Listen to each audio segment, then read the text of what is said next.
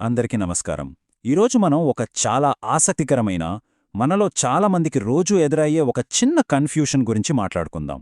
మీకు ఎప్పుడైనా ఇలా అనిపించిందా? మీరు, మీ స్నేహితుడు దాదాపు ఒకేలాంటి జీవితాన్ని గడుపుతున్నారు.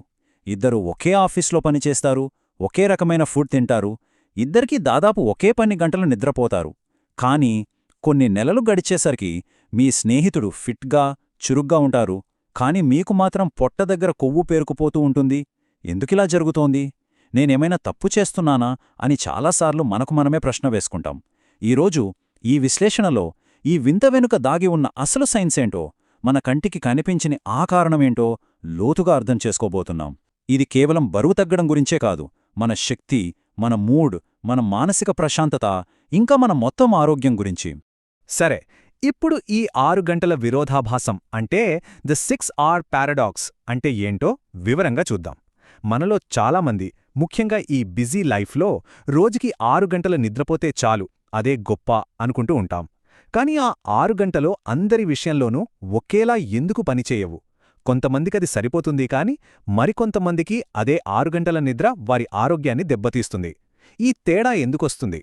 దీని అర్థం చేసుకోవడానికి ఒక చిన్న నిజ జీవితానికి చాలా దగ్గరగా ఉండే ఉదాహరణలోకి వెళ్దాం. ఇక్కడ చూడండి, ఇద్దరు స్నేహితులు అనుకుందాం. వాళ్ల పేర్లు రమేష్, సురేష్. ఇద్దరూ ఒకే ఐటీ కంపెనీలో ఒకే ప్రాజెక్ట్లో పనిచేస్తున్నారు. ఇద్దరిది టార్గెట్లతో, ప్రెజర్తో కూడిన ఉద్యోగమే. రోజూ ఆఫీస్ క్యాంటీన్లో దాదాపు ఒకేలాంటి భోజనం చేస్తారు. వర్కౌట్ చేయడానికి ఇద్దరికీ పెద్దగా సమయం దొరకదు. ఇప్పుడు వాళ్ల నిద్ర విషయానికి వద్దాం. రమేష్ అంటే వ్యక్తి ఏ రోజు పని ముగించుకుని కాసేపు ఫోన్ చూసి రాత్రి 11 గంటలకు పడుకుని ఉదయం 5 గంటలకు అలారం పెట్టుకుని లేస్తాడు. అంటే మొత్తం 6 గంటలు. ఇక సురేష్ వ్యక్తి బి కాస్త ముందుగా, అంటే రాత్రి 10:30కు పడుకుని ఉదయం 6 గంటలకు లేస్తాడు. ఇతని నిద్ర 7:30 గంటలు. కానీ కొన్నిసార్లు ప్రాజెక్ట్ డెడ్లైన్ల వల్ల సురేష్ కూడా 12కు పడుకుని 6కి లేవడం లాంటివి చేస్తాడు. అంటే వాళ్ల నిద్రలో గంట అటూ ఇటూగా పెద్ద తేడా అని మనకు అనిపించకపోవచ్చు. కానీ 6 నెలల తర్వాత చూస్తే రమేష్ పొట్ట దగ్గర కొవ్వు పేరుకుపోయి పాత బట్టలు పట్టట్లేదని బాధపడుతుంటాడు. అదే సురేష్ మాత్రం అదే ఆఫీస్ ఒత్తిడి ఉన్నా బరువును అదుపులో ఉంచుకుంటూ మరింత ఫ్రెష్గా, ఎనర్జెటిక్గా కనిపిస్తాడు. ఇక్కడే అసలు ప్రశ్న మొదలవుతుంది.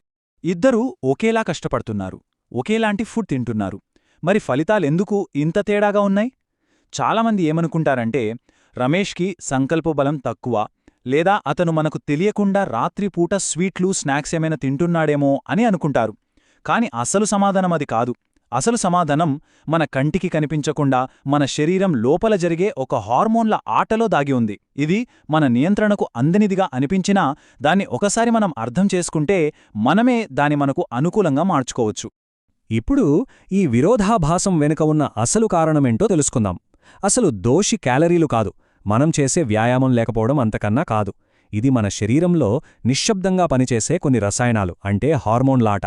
మన శరీరంలో కొవ్వు ఎక్కడ పేరుకుపోవాలి, ఎప్పుడు కరగాలి, మనకు ఆకలి ఎప్పుడు వేయాలి, మనకు శక్తి ఎలా ఉండాలి, ఇవన్నీ మన హార్మోన్లే నిర్ణయిస్తాయి.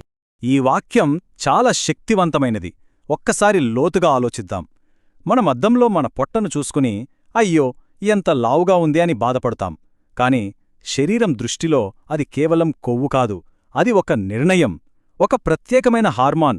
మన శరీరం ఏదో ప్రమాదంలో ఉందని భావించి భవిష్యత్తులో శక్తి అవసరమవుతుందేమో అని ముందు జాగ్రత్తగా మనం తిన్న ఆహారాన్ని శక్తిగా మార్చి పొట్ట చుట్టూ దాచిపెట్టమని ఆదేశిస్తుంది. ఆ హార్మోన్ పేరు? ఈ హార్మోన్ పేరే కార్టిసాల్. దీన్ని మనం సాధారణంగా స్ట్రెస్ హార్మోన్ లేదా ఒత్తిడి హార్మోన్ అని పిలుస్తాం. కొన్ని వేల సంవత్సరాల క్రితం అడవుల్లో మనల్ని ఏదైనా పులి తరుముతున్నప్పుడు ప్రాణాలను కాపాడుకోవడానికి, పోరాడటానికో లేదా పారిపోవడానికో ఈ కార్టిసాల్ మనకు అప్పటికప్పుడు శక్తినిచ్చేది. అది మనల్ని రక్షించేది. కాని ఈ రోజుల్లో మనల్ని పుల్లు తరమడం లేదు, కానీ ఆఫీస్ డెడ్లైన్లు, ట్రాఫిక్ జామ్లు, పిల్లల పరీక్షల టెన్షన్లు, ఆర్థిక ఇబ్బందులు, ఇవన్నీ మనల్ని రోజూ మానసికంగా తరుముతూనే ఉన్నాయి. మన శరీరం ఈ ఆధునిక ఒత్తిడులకు, ఆనాటి పులికి మధ్య ఆ తేడాను గుర్తించలేదు. అందుకే కార్టిసాల్ రోజంతా అధిక స్థాయిలో ఉంటుంది. ముఖ్యంగా అది రాత్రిపూట ఎక్కువగా ఉంటే శరీరం అయ్యో మనం ఏదో ప్రమాదంలో ఉన్నాము, శక్తిని దాచిపెట్టాలి అని పొరబడి మనం తిన్న ఆహారాన్ని కొవ్వుగా మార్చి పొట్ట దగ్గర అత్యవసర నిధిలా దాచిపెడుతుంది. సరే, కార్టిజాల్ వల్ల కొవ్వు పెరుగుతుందని మనకర్థమైంది. కాని 6 గంటలు నిద్రపోయినా కూడా ఈ కార్టిజాల్ ఎందుకు అంత ఎక్కువగా ఉండి ఇలాంటి చెడ్డ నిర్ణయాలు తీసుకుంటోంది? నిద్ర సరిపోతే ఒత్తిడి తగ్గాలి కదా?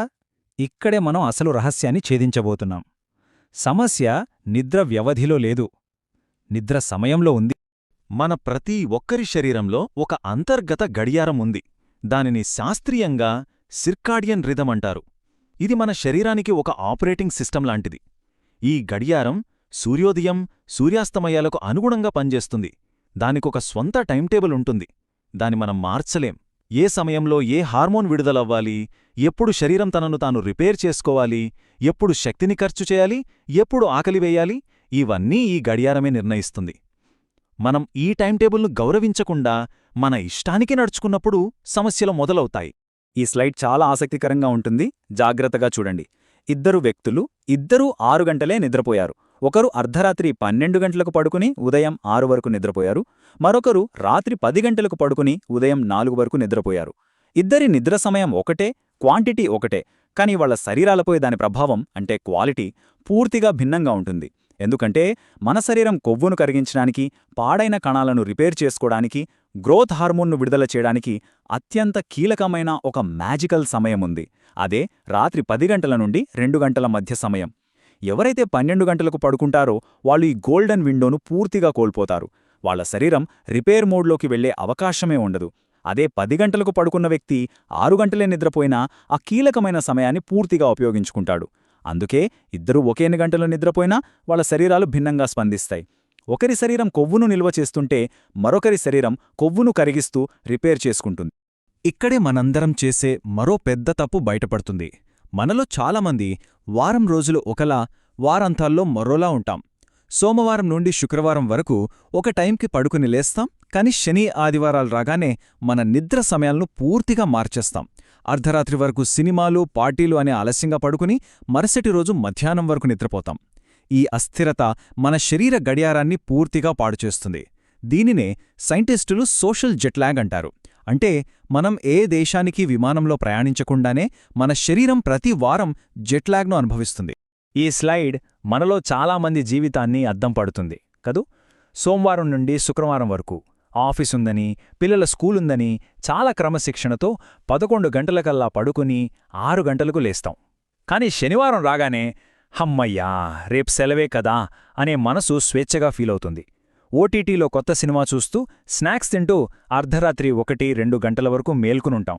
ఉదయం 9-10 గంటలకు నిద్రలేస్తాం. ఆదివారం కూడా దాదాపు అదే కథ. అప్పుడేమవుతుందంటే సోమవారం ఉదయం మీ శరీరం పూర్తిగా అయోమయంలో ఉంటుంది. దానికి మీరు హైదరాబాద్లో ఉన్నారా లేక దుబాయ్లో ఉన్నారా అని అర్థం కాదు.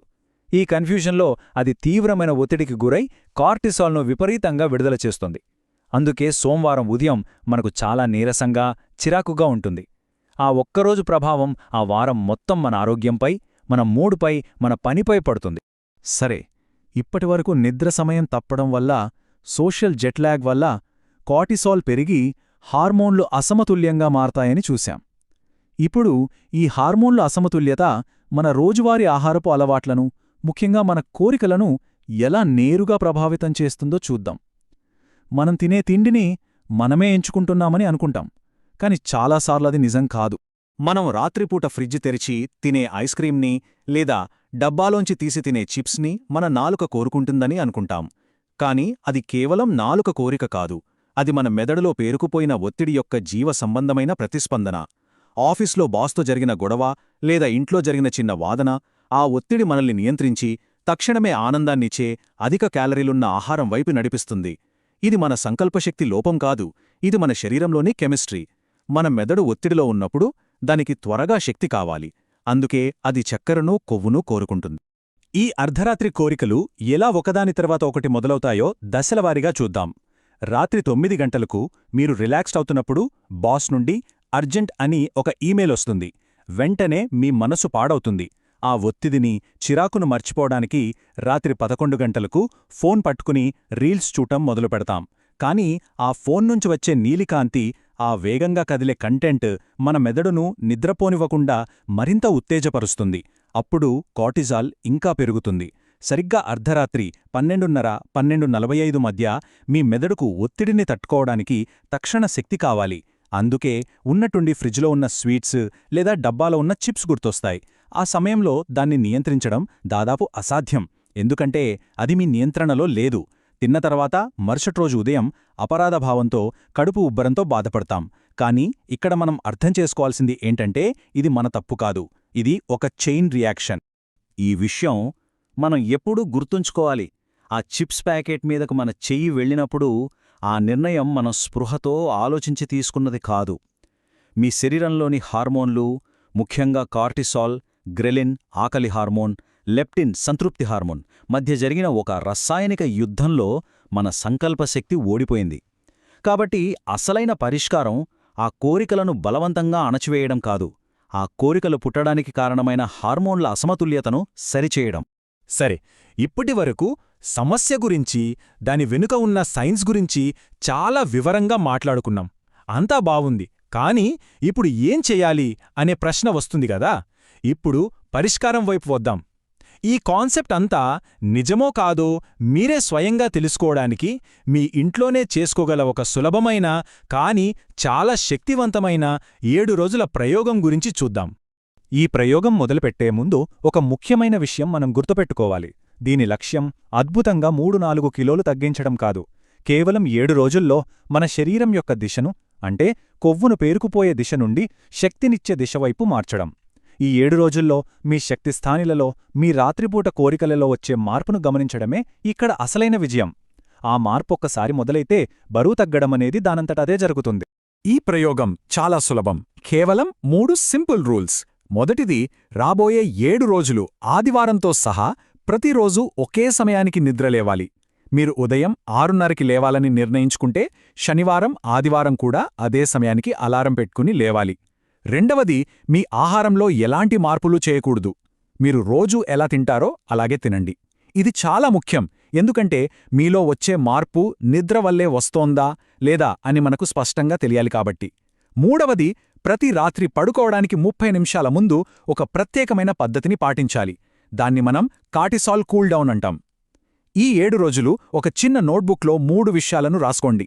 ఉదయం నిద్రలేవగానే మీ శక్తి 1 నుండి 10 స్కేల్లో ఎంత ఉంది, రాత్రిపూట అనవసరమైన కోరికలు వచ్చాయా లేదా, మరియు మొదటి రోజు, 7వ రోజు మీ నడుము కొలతను టేప్తో కొలవండి. ఈ 30 నిమిషాల రొటీన్ మీ శరీరంలో పెరిగిన కార్టిసాల్ను తగ్గించి మీ మెదడుకు ఇప్పుడు విశ్రాంతి తీసుకునే సమయం, అంతా సురక్షితమే, ఏ ప్రమాదం లేదు అని సిగ్నల్ ఇవ్వడానికి రూపొందించబడింది. మొదటి 10 నిమిషాలు ప్రశాంతంగా కూర్చుని నెమ్మదిగా శ్వాస తీసుకోండి. ముక్కుతో 4 సెకండ్లపాటు గాలి పీల్చి, నోటితో 6 సెకండ్లపాటు నెమ్మదిగా వదలండి. ఇది మీ నాడీ వ్యవస్థను వెంటనే రిలాక్స్ చేస్తుంది. తరువాతి 10 నిమిషాలు ఒక పెన్ను, పేపర్ తీసుకుని రేపు చేయాల్సిన పనులన్నీ, మీ మనసులో ఉన్న ఆందోళనలన్నీ ఆ కాగితంపై రాసేయండి. దీన్నే బ్రెయిన్ డంప్ అంటారు. దీనివల్ల మీ మనసు తేలికపడుతుంది. ఇక చివరి 10 నిమిషాలు చాలా ముఖ్యమైనది. ఫోన్ను, టీవీని, ల్యాప్టాప్ను పూర్తిగా పక్కన పెట్టేయండి. డిమ్ లైట్లో మీకు నచ్చిన ఏదైనా పుస్తకం చదవండి. ఈ చిన్న రొటీన్ మీ నిద్ర నాణ్యతను అద్భుతంగా మెరుగుపరుస్తుంది. కాబట్టి చివరిగా ఒక్కసారి ఆలోచించండి. మనం బరువు తగ్గడానికి ఆహారాన్ని ఎంతగానో నియంత్రిస్తాం, కష్టపడి వ్యాయామం చేస్తాం. కాని అసలైన అతిపెద్ద మార్పు మనం నిద్రపోతున్నప్పుడు జరిగితే, మనం మన నిద్ర సమయాన్ని, నాణ్యతను సరిచేసుకోవడం ద్వారా మన హార్మోన్లను సరిచేయగలిగితే. ఈ 7 రోజుల ప్రయోగాన్ని ఒకసారి ప్రయత్నించండి. మీ శరీరం మీతో ఏమి చెబుతోందో వినండి. ఫలితాలు మీకే ఆశ్చర్యం కలిగించవచ్చు. డైట్ ఒక్కటే కాదు, మనసు, నిద్ర, డబ్బు, ప్రెషర్ అన్నీ కలిస్తేనే ఆరోగ్యం. ఇలాంటి విషయాలు మన జీవితానికి ఉపయోగపడుతున్నాయనిపిస్తే ఈ వెల్నెస్ గీక్స్ ఛానల్ని ఒక ఫ్రెండ్లా భావించి లైక్ చేయండి, అలాగే సబ్స్క్రైబ్ చేయండి. మీకు ఇన్ఫర్మేషన్ నచ్చితే షేర్ చేయండి. ఈ విశ్లేషణలో మీకు ఏ విషయం బాగా కనెక్ట్ అయిందో కామెంట్ చేయండి. ఇక్కడ మనం ఆరోగ్యం, మనసు, జీవనశైలి అన్నిటినీ చాలా సింపుల్గా మాట్లాడుకుంటాం. ఈ వీడియోలో చెప్పిన విషయాలు ఇంకా లోతుగా తెలుసుకోవాలంటే డిస్క్రిప్షన్లో కొన్ని మంచి బుక్స్ లింక్స్ పెట్టాను. మీరు వాటిని కొనుగోలు చేస్తే అది ఈ వెల్నెస్ గీక్స్ ఛానల్కు సపోర్ట్ అవుతుంది, మరింత మంచి కంటెంట్ తీసుకురావడానికి సహాయపడుతుంది. ధన్యవాదాలు.